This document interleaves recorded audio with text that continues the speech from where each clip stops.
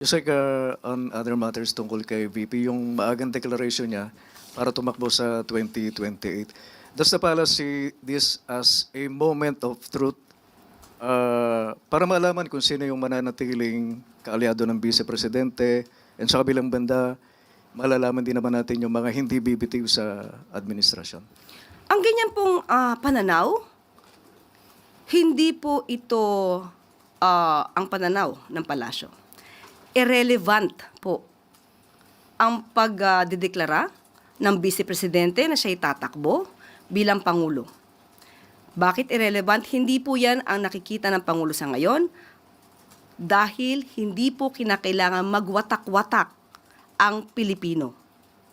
Ang mga kababayan na po natin, lalo na po yung mga leaders at mga public servants, hindi po dapat nagkakampihan sa ngayon.